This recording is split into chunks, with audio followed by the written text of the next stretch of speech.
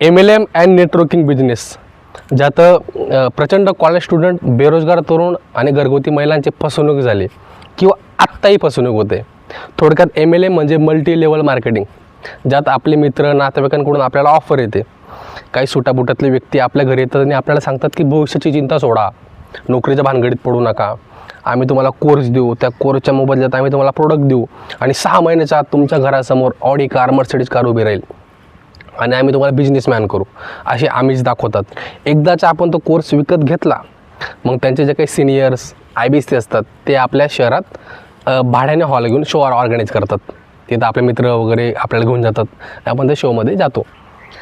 आणि मग एकदाचा आपण तो कोर्स विकत घेतल्यानंतर ते आपल्याला प्रोडक्ट विकायला लावतात. त्यांचे जे काही नॅचरल हार्बर प्रोडक्ट आहेत ते आपल्याला विकायला लावतात.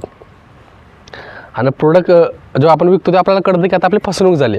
मग खरा खेळ त्यानंतर सुरू होतो. मग ते आपल्याला सांगतात की मग आता जर तुम्हाला इन्कमच जनरेट करायची असेल जास्त, तर तुम्ही 2 लोकांना जॉईन करा आणि त्या 2 लोकांना सांगा की तुम्ही इतरांना सांगा आणि त्यांना जॉईन करा.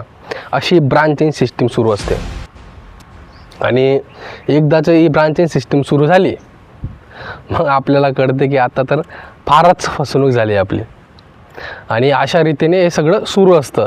आणि हा स्कॅम काय आहे, तर हा स्कॅम यासाठी की जे काही इतर कंपन्या असतात ओरिजिनल प्रोडक्ट विकणारे, ते त्यांचे प्रोडक्ट कंपनीकडून तर डिस्ट्रीब्युटरपर्यंत पोचतं, डिस्ट्रीब्युटर तर ते रिटेलरपर्यंत पोचतं, रिटेलर थ्रू ते कंझ्युमरपर्यंत पोचतं आणि कंझ्युमर थ्रू ते कस्टमरपर्यंत पोचतं.